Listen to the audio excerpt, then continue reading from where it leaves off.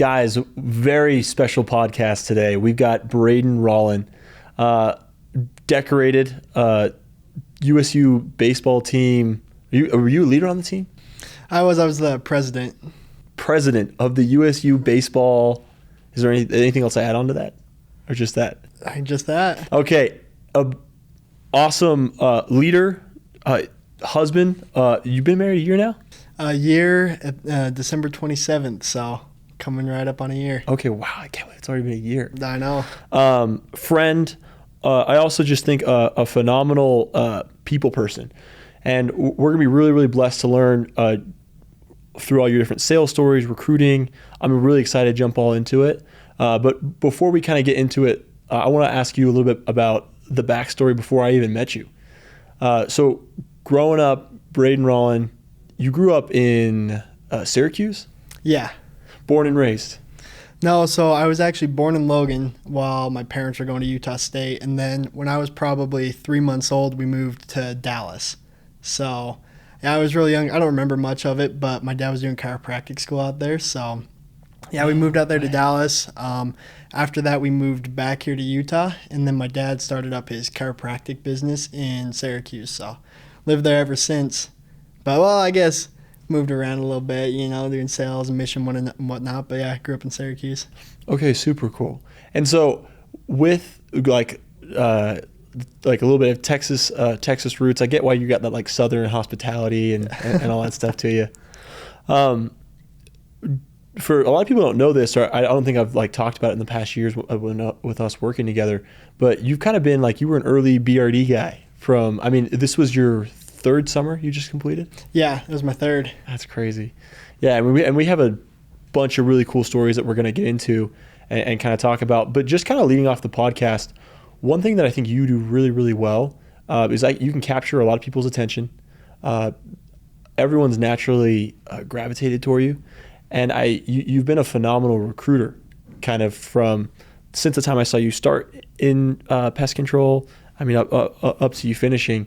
But kind of talk to me on recruiting, leading, managing, and kind of like that sphere. I feel like you were pretty natural at getting people to want to come out with you. Is that something you feel like, I've always had a bunch of buddies growing up that wanted to come out and hang out with me, and that kind of transitioned pretty quickly? Or was it something you're like, I had to put a lot of work and effort to kind of make that happen? Yeah, no, that's a great question. So I kind of think back to my first summer. So Zeke and I served in the same mission, so that's kind of how we met, and he's the one who got me into it. And Mexico, right? Yeah, Mexico. And what city? So we served in Puebla. It was just a couple hours outside of Mexico City. Okay, cool. Shout out to the people serving in Puebla. That's awesome. Okay, cool. And so, obviously you met Zeke there, but so from growing up and playing different sports and stuff like that, do you feel like that contributed a lot to, like, you recruiting? And for people listening, Braden, each year, since your second year, you had teams under you, people working with you, high producers. Kind of speak to me on that, on how you're up in Logan, for those that are just listening, but every year you brought out a whole big crew of guys, out to Texas, out to California when you guys went out there. Just how does one go about? A lot of people want to know, how can I get people to come out and sell with me?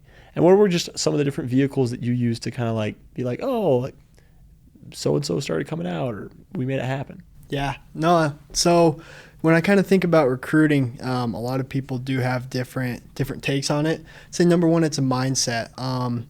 As I started to kind of reach out to people, Zeke was the one who was really helping me and pushing me a lot. And I really liked his way of going about it, because especially you start to look at some of these bigger companies like, that are out here, you get very high pressure situations. And I did meet with a couple other companies as well. And it's like, it's almost like they're trying to like force you into it and things. But when you kind of if you come off a little bit more laid back, I honestly found that to work a lot better. It's so interesting when it's like, if you're actively just trying to push and push and push, and a lot of times you push people away. But when you're able to kind of step back, almost like what we talk about with the pullback close, where it's like, I don't need you to come sell with me, but like it'd be great if you did. Yeah. And like this has been a really good situation for me, and it could be for you too. I feel like that was kind of how I went about recruiting. And a couple of the guys that did come out and knock with us, they had talked to other companies who were super pushy. And one of the reasons they came with us was just because we're like, hey, we're a small, family-owned company. At the time, it's like, it's only 20 of us knocking. Like, dude, just come do it. Yeah. And a lot of people did like that more.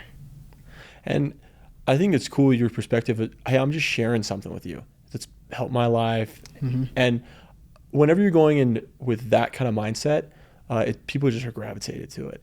Whereas opposed to the guy, it's like, yeah, you do this or your whole life's going to be horrible. Yeah. Kind of scaring him into it. I totally resonate with that. You kind of mentioned right there, like the pullback close. A lot of times on these podcasts, I don't think we talk enough about like the sales psychology. And for you, would the pullback be one of your favorite soft closes? Is there one that you're like, oh, I lean really heavily on this close to kind of like close people on the door and stuff like that? What's one of your favorite closes? Oh, no, that's a really good question. I guess while we are kind of talking about the pullback close, I would say like it really just kind of comes down to confidence. And as I've knocked a little bit, and I have been able to watch other people kind of go through their pitches and work on the doors, and some people who are far more successful than I am. It doesn't come down to what close you're using or your technique or anything. I used to always think it's like this perfect formula, almost like a math equation, but it's really not. I think what it comes down to is if you're confident in what you're doing, you're confident in what you're selling, honestly, any close will be okay. I would rather say something confidently. I'd rather say the wrong thing confidently than the right thing without confidence, And I feel like, especially watching guys, like the Oaklands and the McKennas and the Dows who do sell at a super high level, watching them, it's like they are some of the most confident people on the doors, and it totally reflects in how they sell. And it's funny how that nonverbal really is so powerful. Mm-hmm. And I actually love that response, because so many times people are like, hey, what's the silver bullet word or phrase to get people to like end up buying like this pest control and really anything that you're selling? And kind of through what you're saying, the bigger thing is like your attitude. And if you can just go in with an abundant mindset, hey, this is going to happen, this is going to be great for you, you're going to be successful. Yeah. So awesome nugget. Who taught you a lot? Like, I know obviously Zeke, but like working with it, but like, was there anyone that like through the years maybe was like more of a colleague or more of someone that you like, oh, like we sold together? Was there anyone that like taught you a lot over the years? You're like, oh, it was fun seeing Chyler, or it was fun like working with, there's so many guys. Yeah. Is there someone that comes to mind? You're like, oh, I learned a lot just like being in the trenches right alongside them. Yeah, I'd say for sure Dal. So we've played the last 3 years on the Utah State baseball team together, and the biggest thing I've learned from him is consistency. Like, I've never met a guy who's more consistent than Dal. I look back, we lived together a couple of years up in Logan, knocked the last couple summers together, but it's like, man, this kid doesn't miss a day. He does not miss a day in the gym. He does not miss a day out on the doors. Like, he doesn't miss hours. He's just, everything he does, he's super consistent. And that's taught a lot to me, because I remember last year when we were in Houston knocking, every single morning, 7:30, he'd be up ready to go. And we'd go to the gym. And I remember there were some days I did not want to get out of bed. But every single day, like, I started to realize, like, some of the days he didn't want to do it either, but he'd do it anyways. And I think he's just one of the most disciplined people I've ever met, and that's played a big factor on me, honestly, in everything I do.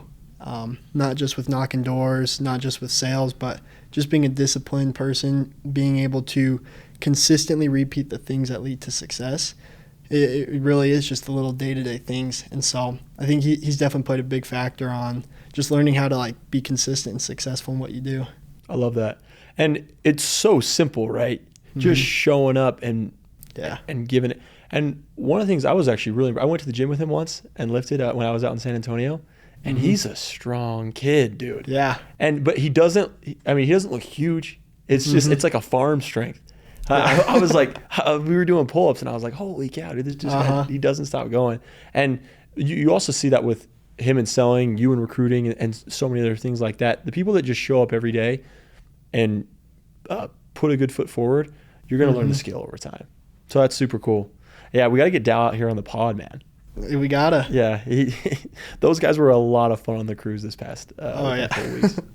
But by the time this comes out, though, we're gonna kind of be it's gonna be like right around Christmas time or just past. Are you guys doing anything fun for the holidays? Well, I guess the in-laws always got tons of activities going on. Different parties and whatnot. Nothing too crazy. Hopefully, we'll end up doing some fun trip for our anniversary. Just a couple days after Christmas, so. Maybe go down to St. George or something. So, cool. Nothing set in stone yet, but mainly just family Christmas parties. I love that. So, riddle me this. I mean, we've never attempted this before, but if we went out knocking Christmas Eve or on Christmas, do you think you would be more successful selling, or do you think you'd be less successful? Oh, man, that's kind of tough. Are we knocking in Texas or are we knocking in Utah where we got the... Let's say Utah. You're up like in Ogden, dude. The snow's up to your like waist. Like, do you think... I feel like a lot of people would be more like on the level of like, oh, dude, I feel bad for him. He's on the snow. They're feeling given in the Christmas mood. Or maybe some people are just like, forget this guy. Like, why are you out here knocking? Yeah, I was... But like, imagine if you showed up in a costume too. You could do like the elf costume or like Santa. I feel like I want some quarterly pest control.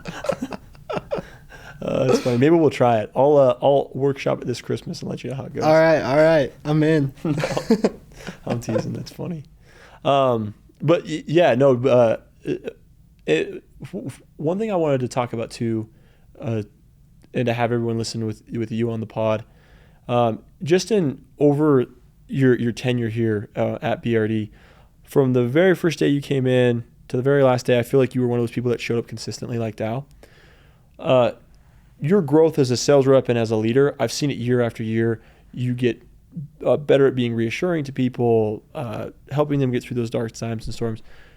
Do you feel like there's some level of compound effect that goes from year to year? And then just talk to me really quick on, is that something that you think you can learn without the experience, or do you think part of it, like could you bypass a lot of that, I guess I would say?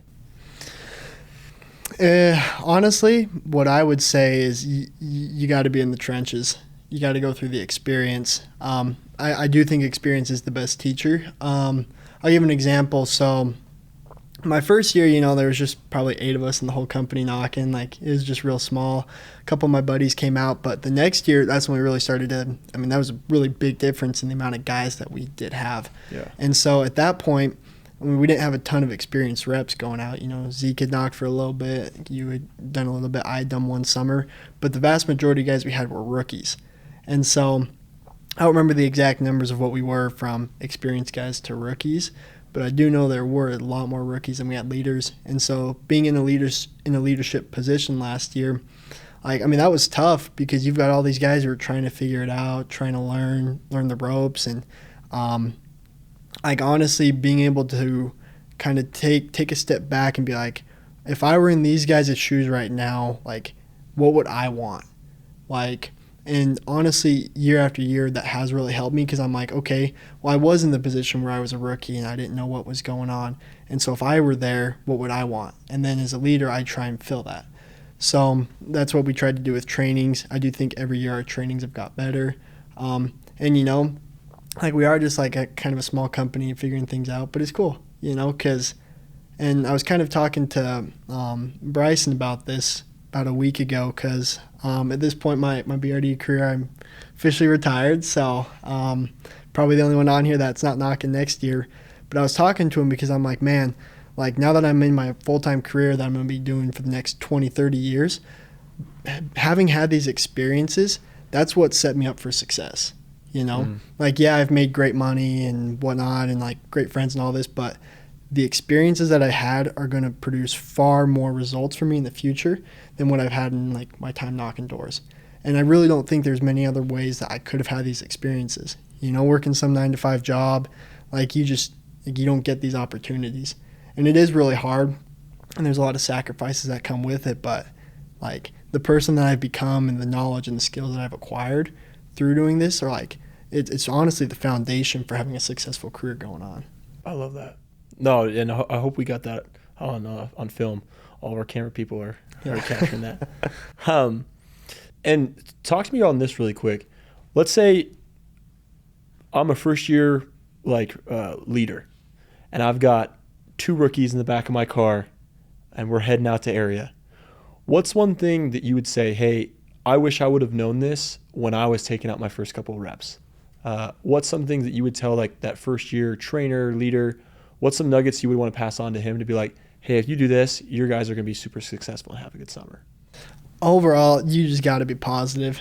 I think there's a lot of days, like some days, it's easy to get out of the car, but most days it's not, Like I look back and I'm like, man, like if we're pulling up to Fredericksburg, Texas, like I'm hopping out of the car ASAP because I'm hyped to go sell. But then there's other days where you don't have that. And as a leader, you have to show that so you guys can also see it, And being able to just to always be positive, to be optimistic. I mean, honestly, that is 100% contagious. And so that would honestly be my biggest thing. It's not always easy, and it's probably not going to happen 100% of the time, but the more positive and optimistic you can be, I think that's one of the most contagious things that will help people be successful. And I think to add to that, being positive and consistent with them. I think a lot of times people in pest control try to be like, oh, I'm going to get this huge like pyramid of people and not have to see him or talk to him a ton. But there's something to be said about the guy that gets in the car with you, shows you how to get your first sale, kind of trains you up and makes sure stuff happens. And if you can just carry that positivity, because they're going through one of the hardest things that they're ever going to do. And it's kind of funny, we live in a world where your high school sports team, your summer sales, or your mission, like those are some of the hardest experiences that people are ever going to endure. And so if you can be a positive and healthy influence in those moments, dude, everyone's going to be so better off because of it. Oh, yeah. That's cool. And so what are some of the reads you've had? I mean, over the year, I've in passing, I'm always hearing you talking about like different influencers or people you've kind of heard or have inspired you.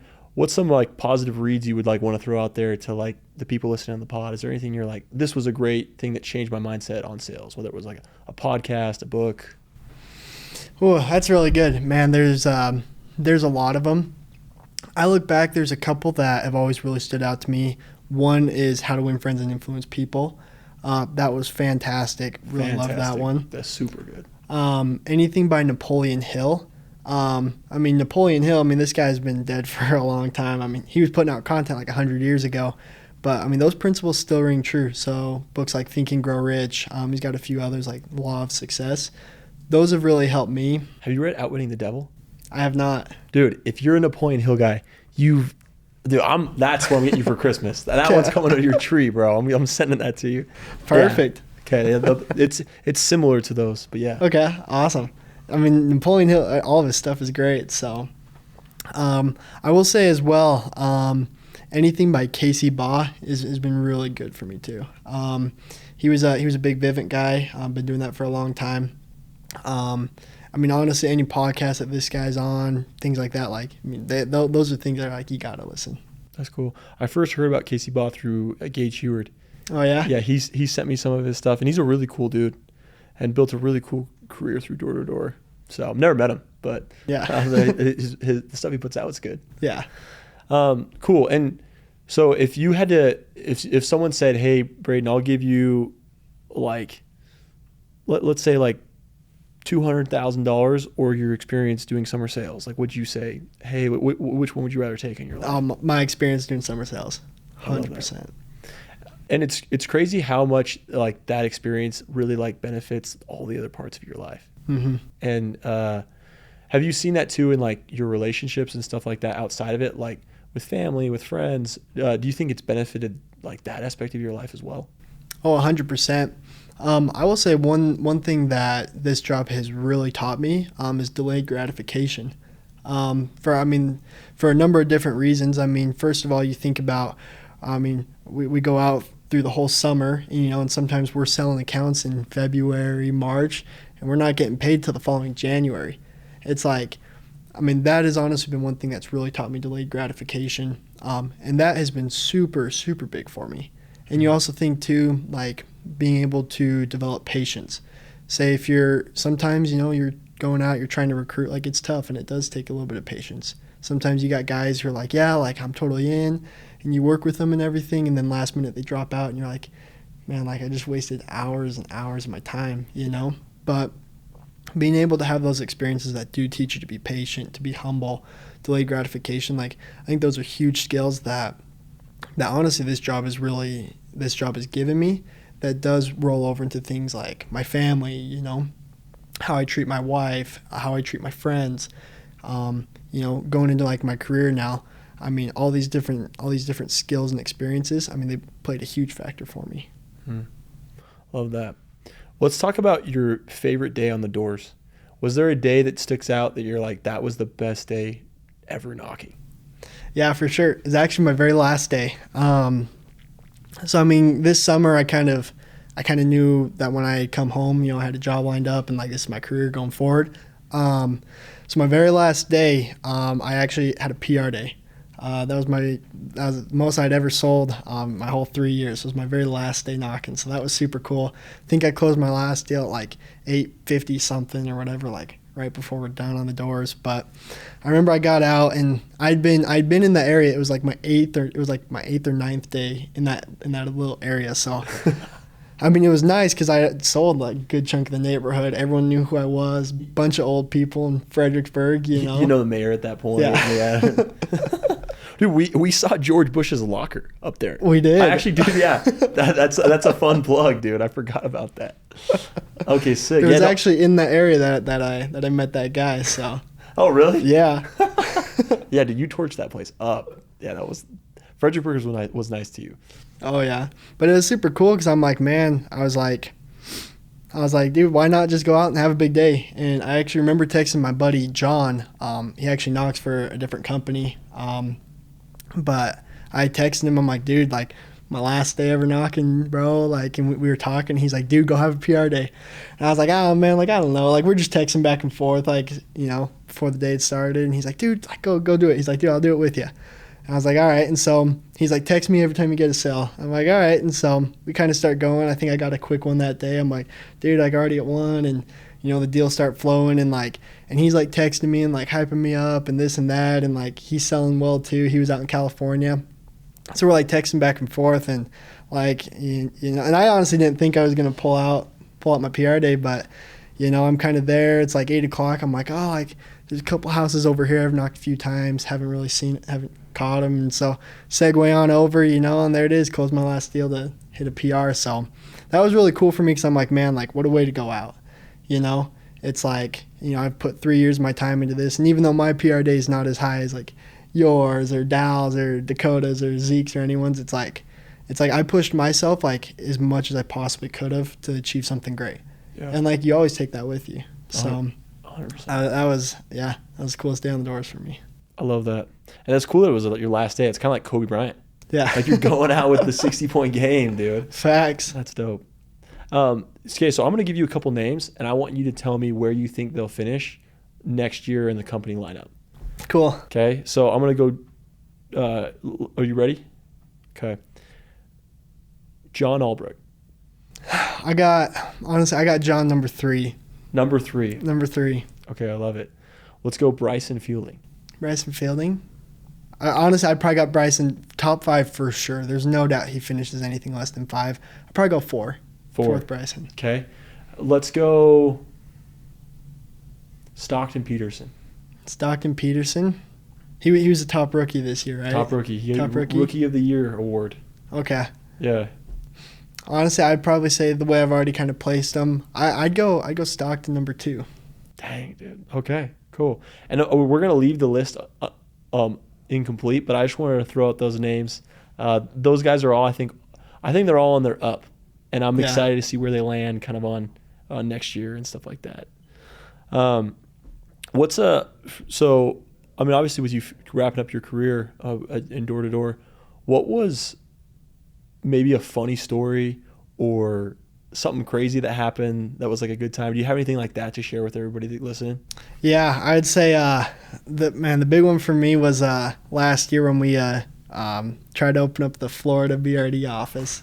So it was kind of a little bit rushed, and you know we wanted to We were gonna knock in Florida throughout the summer, and we were gonna do a blitz out there, and so we just bought plane ticket and hopped right out there, and we were just ready to go, start selling some accounts, and we probably got going a little too early, but before we kind of had everything set up. But man, I remember those first couple of days. I flew out with my buddy. It was just the two of us. He was a rookie, so he'd never knocked the door before.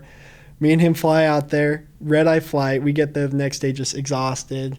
We kind of check into our extended stay hotel, and man, they gave us, I don't know what it was, but it was barely bigger than a twin bed. Like, it was teeny. So me and him, we're just exhausted, middle of the day. They probably said it was a queen. Yeah. It was not a queen. Man, and so we're just like squeezed up on this little bed. We take a nap, we go out, start knocking doors, and like we're selling accounts, and it's like we honestly probably should have waited a little bit, but we're selling accounts before we got trucks there. We don't have an office set up, and we're just slinging BRD accounts to these people out there. But they got serviced, But I kind of look back, and that was a super fun trip going out with Zeke. Ice was out there with us on that one. Ice, dude, that's a guy we got to get on this thing. Oh, I know, dude. He's a treasure. He's he's out in Washington right now, right? Really? Yeah, he's out in Spokane. I did not know that. Yeah, dude. It's been a minute. I need to catch up with Ice. He's definitely a pioneer in the BRD space. Oh yeah. I remember this. We were trying to look at places to knock, and man, it's probably not as funny right now, but man, this is the funniest thing that happened down there. We were looking at places to knock, and like, we don't know any of these cities, and so we're just looking around, and he's got his phone right there. We're all looking at like the map, and he's like, hey guys, like, how about this area, Cinemark? And like, it kind of took us a second. We're like, oh, like the Cinemark, like the movie theater, and we thought it was the funniest thing. Dude, that's hilarious. You're like, yeah, dude, we can hit that up. Yeah. His Spider-Man on? Yeah.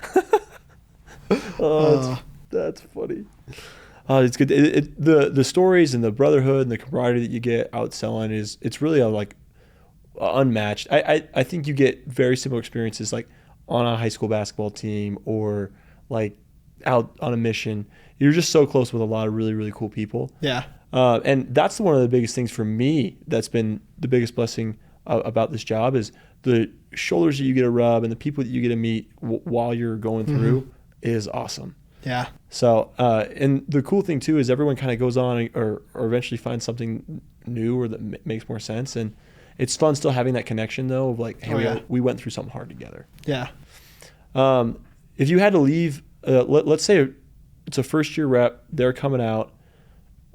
What's some advice you would leave like that group of people? What would you say to someone that's just starting out that wants to like come into this space? What's some tips or tricks you'd leave them? I'd say first and foremost, you got to start with why. You got to know why you're doing it. You got to have a goal. You got to have a reason for doing it. And when I would go through the recruiting process, I would tell this to every single person I recruited. Like, if you were only doing this for the money, like, you were going to have a really hard time. Like, there's so much more to this job. And honestly, there's days where, getting out in the sun, you could go make a lot of money, but it's just, in the moment, doesn't feel worth it. But if you know why you're doing it, man, we had a guy out in Texas this year who was out there selling to be able to support his family. There's a couple, I won't get a lot into it, a couple family things that had gone on, but he was out there knocking to support his family. So it's like, man, yeah, that kid's going to hustle because I think he's got people dependent on him. I know people who have goals to invest in real estate, to buy a house, pay for school.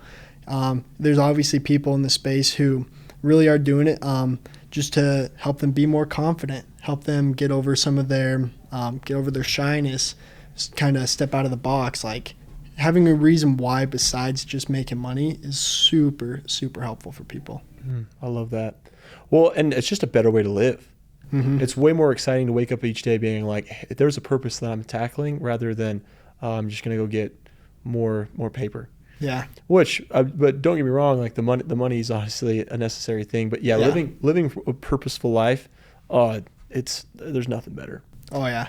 Braden, I've loved talking to you. I've loved learning. I've loved working with you.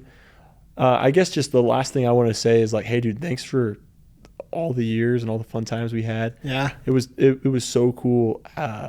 Just I felt like I got to go through the camp and with you and learn a lot from you. So thank you. Love you, brother. And thanks for coming on. Of course. Thank you, man. Appreciate it. We'll see you, BRD Nation. Until next time.